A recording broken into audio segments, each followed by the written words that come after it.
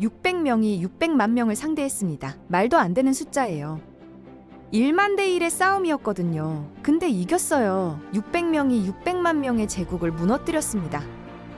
상대는 피라미드를 쌓고 인구 25만의 거대 도시를 건설한 문명이었어요. 당시 런던이나 파리 인구가 7만 명이었는데 25만이면 세계 최대급 도시였습니다. 이 제국은 주변 부족을 사냥해서 한 번에 수만 명씩 잡아왔어요. 피라미드 위에 줄 세워놓고 한 명씩 심장을 꺼냈습니다. 축제 때 죽인 사람들의 줄이 3km나 이어졌다고 해요. 이런 제국을 600명의 스페인 군인이 어떻게 정복했는지 그 이야기를 해보겠습니다. 16세기 대항해 시대가 열리면서 스페인 사람들 사이에 소문이 퍼졌어요. 아메리카라는 신대륙에 금이 지천으로 깔려 있다는 거였습니다. 인생 역전을 노리는 사람들이 금을 찾아 아메리카로 떠났어요. 탐험대들이 유카탄 반도를 발견하면서 황금의 땅에 대한 기대가 커졌죠. 코르테스라는 사람도 그중 하나였는데 원래는 별 볼 일 없는 18살 청년이었어요. 아메리카에 와서 온갖 줄타기를 한 끝에 쿠바 총독의 눈에 들어서 원정대장이 됐습니다. 코르테스는 돈과 명예에 대한 욕심이 대단했어요. 유카탄 반도에 금이 많다는 소식을 듣자마자 계획을 세웠습니다. 군사들을 데려가서 원주민들을 몰아내고 금을 털어서 아예 식민지를 세워버리겠다는 야심이었죠. 근데 이 계획이 상관인 벨라스케스 총독에게 들키고 말았어요. 총독은 코르테스를 위험하다고 판단해서 원정대장 직위에서 제명시켜버렸습니다. 코르테스는 명령을 무시했어요. 배를 훔쳐서 600여 명의 병사를 데리고 몰래 유카탄 반도로 출발했습니다. 말 16필과 대포 10문도 가져갔죠. 뒤늦게 이 사실을 안 총독은 분노해서 코르테스를 쫓았지만 코르테스는 포위망을 뚫고 유카탄 반도에 상륙하는 데 성공했어요. 코르테스의 병사들은 대부분 싸움꾼 출신이었고 일확천금을 바라고 여기까지 온 욕심덩어리들이었습니다. 유카탄 반도에 도착한 코르테스 일당은 금광을 찾아 돌아다니기 시작했어요. 원주민들을 만나면 죽여버리라고 명령했습니다. 근데 의외의 일이 벌어졌어요. 원주민들이 오히려 코르테스 일당에게 금이 있는 곳을 알려주면서 동맹을 맺자고 한 거예요. 코르테스는 이상하다고 생각했죠. 우리가 금 뺏으러 온 건데 왜 동맹을 맺자는 거냐고요? 사정이 있었어요. 이 원주민들은 아즈텍 제국에게 잡아먹히고 있었거든요. 문자 그대로 잡아먹히는 거였습니다. 아즈텍 제국은 주변 부족을 사냥해서 식량으로 썼어요. 돼지나 소 같은 가축이 없던 아즈텍인들의 단백질 공급원은 주변 원주민들이었습니다. 거대한 피라미드 위에 잡아온 사람들을 줄 세워놓고 한 명씩 심장을 꺼낸 뒤 시체는 아래로 굴려서 사람들이 죽어가게 했죠. 코르테스의 머릿속에서 계산이 돌아가기 시작했어요. 아즈텍한테 잡아먹히는 부족들은 당연히 아즈텍을 증오하겠네. 그럼 이런 부족들을 모아서 대규모로 손잡고 아즈텍을 공격하면 통째로 먹을 수 있겠다. 당시 아즈텍 제국의 영토는 22만 제곱킬로미터나 됐어요. 거기에 황금이 얼마나 있을지 상상만 해도 군침이 돌았습니다. 코르테스는 아즈텍에게 희생당하는 부족들을 찾아다니면서 동맹군을 모았어요. 그들을 모아 베라크루즈라는 중앙아메리카 최초의 스페인 식민지를 세웠습니다. 이 소식이 아즈텍 제국의 황제 몬테수마 2세에게 전해졌어요. 피부가 하얀 자들이 우리 식량들을 모아서 공격을 계획하고 있다는 거였죠. 일반적으로 아메리카 원주민들은 백인을 보자마자 신이라고 생각하고 받들었다고 알려져 있는데 그건 서양인들이 과장한 이야기예요. 기록을 보면 아즈텍인들도 스페인 사람들을 같은 인간이라고 인지했다는 증거가 많습니다. 몬테수마 2세는 사절단을 보내 황금을 선물하며 우리 식량들을 건드리지 말고 물러가라고 전했어요. 코르테스는 황금을 받고 오히려 욕심이 더 났어요. 황금이 얼마나 많으면 먼저 주면서 물러가라고 하겠냐. 아즈텍에 황금이 엄청나게 많나 보다. 코르테스는 총을 한 발 쐈어요. 생전 처음 듣는 굉음에 아즈텍 사절단은 혼백산했습니다. 코르테스는 황금을 더 안 가져오면 이걸 쏴버린다고 협박했어요. 얼마 뒤 2차 사절단이 왔는데 이번에는 황금을 수레에 가득 채워서 가져왔어요. 코르테스는 더 욕심이 났습니다. 수레로 가져오는데 수도에는 얼마나 많겠냐. 수도를 한번 보고 싶으니까 보내달라고 했죠. 사절단은 이를 받아들였어요. 코르테스와 부하들은 유럽인 최초로 아즈텍의 수도 테노치티틀란에 들어가게 됐습니다. 인구 25만의 거대 도시였어요. 당시 런던이나 파리 인구가 7만 명이었으니까 세계 최고 수준의 도시였습니다. 온갖 황금 장신구와 황금 석상, 그리고 거대한 피라미드까지 코르테스와 병사들은 눈이 휘둥그레졌어요. 그리고 자동적으로 이런 생각을 했죠. 안 되겠다, 여기를 통째로 먹어버려야겠다. 몬테수마 2세는 코르테스 일행이 아즈텍 문명에 압도됐을 거라고 생각하고 겁을 줬어요. 잘 봤으니 우리를 건드리지 말고 황금을 원하는 만큼 줄 테니 물러가라고요. 근데 코르테스와 부하들은 겁이 나기는커녕 이 도시를 어떻게 점령할지 머릿속으로 계획을 세우고 있었습니다. 몇 주간 테노치티틀란을 구경하면서 계획을 세운 코르테스는 황제와 귀족들을 다 불러 모아 파티를 열자고 했어요. 돌아가기 전에 한번 즐기자는 거였죠. 황제와 귀족들이 한데 모였을 때 코르테스 일당은 그들을 다 가두고 황제마저 포로로 잡아서 감금해버렸습니다. 순식간에 수뇌부가 마비됐어요. 당시 아즈텍의 무장은 가죽과 돌도끼가 전부였고 코르테스 병사들은 톨레도산 강철로 만든 풀 플레이트 아머로 무장했거든요. 당해낼 수가 없었죠. 코르테스는 닥치는 대로 황금을 쓸어 담았어요. 이제 남은 건 황제가 되는 일뿐이었습니다.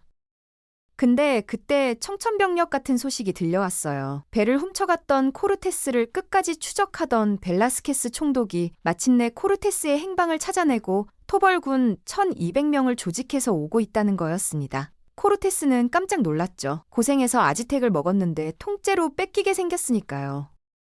코르테스는 수백 명을 남겨서 아즈텍을 감시하게 하고 나머지 300명을 데리고 토벌군을 막으러 갔어요. 근데 토벌군이 1200명이나 된다는 소식에 고민이 됐습니다. 우리는 300명뿐인데 어떻게 하지? 부하가 제안했어요. 대장님, 우리에게 널린 게 황금 아닙니까? 그걸 이용해 봅시다.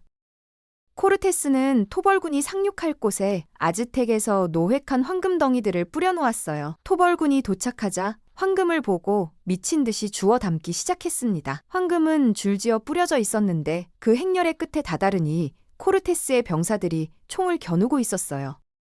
코르테스는 제안했어요. 너네? 나 토벌하러 온 거 안다. 근데 방금 황금 받지 나 따라오면 그거의 100배쯤 더 얻을 수 있다. 쪼잔한 벨라스케스는 버리고 나한테 붙어라. 토벌군도 일확천금을 노리고 아메리카까지 온 사람들이었거든요. 순식간에 800명이 코르테스에게 붙어버렸습니다. 코르테스의 병력이 갑자기 1200명으로 늘어난 거예요.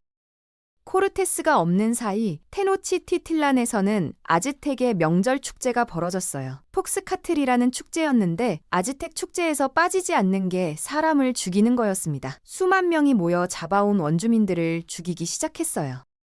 코르테스가 남겨두고 간 군사들의 대장 알바라도가 이걸 못마땅하게 생각했어요. 저 야만적인 놈들 사람 죽이는 게 저렇게 신나나? 하느님께서 벌을 주실 거야. 저 사탄 같은 놈들을 다 죽여버리자. 알바라도는 군사들을 시켜 축제판으로 달려들어 사람들을 다 죽여버렸어요. 귀족 몇백 명까지 학살했습니다. 도망친 아즈텍 사람들은 숨을 고르고 모이기 시작했어요. 수만 명이 뭉쳤습니다. 그들은 코르테스가 돌아오면 한꺼번에 덮쳐서 다 죽여버리자고 복수를 다짐했어요. 코르테스 군은 이 사실을 모른 채 위풍당당하게 테노치티틀란으로 돌아왔습니다. 시체가 온 곳에 널려 있는 걸 보고 코르테스는 알바라도에게 물었어요. 뭐야, 무슨 일이야? 알바라도는 시끄러워서 다 죽였다고 했습니다. 코르테스는 깜짝 놀랐죠. 미친 자식아. 반란이라도 일어나면 어쩌려고. 여기 인구가 수십만이나 된단 말이야. 궁전 안으로 들어가니까 조용했어요. 코르테스는 이상하게 생각했죠. 그런데 그 순간 곳곳에 숨어있던 수십만의 아즈텍 백성들이 일제히 공격하기 시작했습니다. 수만 개의 돌덩이와 화살과 창이 날아왔어요. 코르테스는 완벽히 포위됐어요. 테노치티틀란은 물 위에 세워진 도시라서 한번 포위되면 도망갈 곳이 없었습니다. 뚫고 나가려면 수십만 명을 뚫어야 했죠. 한 발짝만 나가도 수천 개의 화살이 날아왔어요.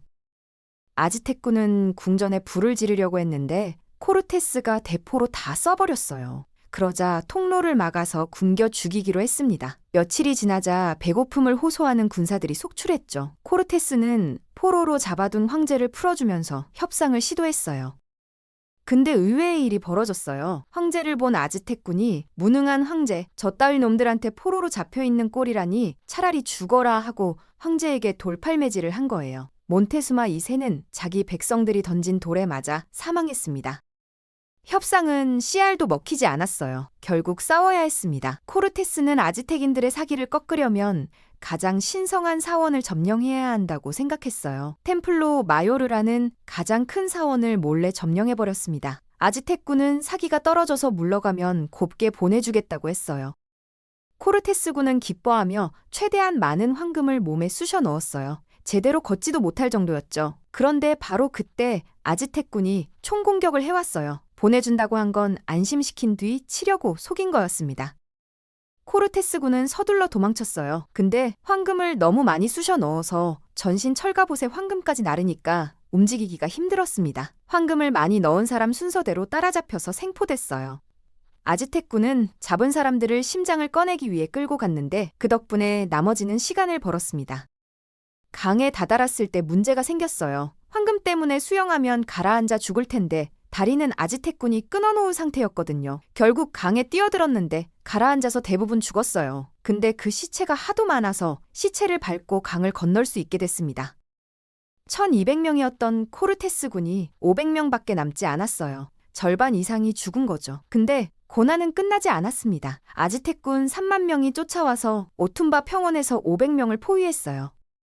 코르테스는 죽을 위기에 처하자 미쳤는지 갑자기 기마 돌격 명령을 내렸어요. 말은 23필밖에 없었습니다. 근데 놀라운 일이 벌어졌어요. 말을 처음 본 아즈텍인들이 맹렬한 속도로 달려오는 말을 보자 혼비백산에서 피해버린 거예요. 코르테스의 기병대가 아무런 저항도 없이 지휘부까지 돌파했어요. 화려하게 치장된 사람을 찔러 죽였는데 그게 아즈텍군 총사령관이었습니다. 총사령관이 죽자 아즈텍군은 도망가기 시작했어요. 대장이 죽으면 도망가는 게 전통이었거든요. 코르테스군은 추격해서 2만 명을 학살했습니다. 오툼바 전투에서 큰 손실을 입은 아즈텍군은 더 이상 추격하지 못했어요. 코르테스는 배를 타고 스페인 본국으로 돌아갔습니다. 배를 훔쳐서 달아났던 코르테스였지만 아즈텍 제국을 발견한 공로로 스페인 국왕이 죄를 눈감아주고 어마어마한 규모의 함대를 줬어요. 코르테스는 무적 함대를 이끌고 다시 와서 대포와 총을 앞세워 아즈텍을 포함한 중앙 아메리카를 모조리 점령해버렸습니다. 거기다가 강에 빠져 죽은 시체들이 천연두를 퍼뜨리는 바람에 아메리카 원주민의 90% 이상이 죽었어요. 피사로라는 사람이 잉카까지 정복해서 스페인은 거의 전 아메리카 대륙을 장악했습니다. 코르테스는 평가가 엇갈리는 인물이에요. 스페인 입장에서는 위대한 정복자지만 아메리카 사람들에게는 흉악한 학살자입니다. 600명으로 600만 명의 제국을 무너뜨린 역사상 가장 미친 정복 전쟁의 주인공이었죠.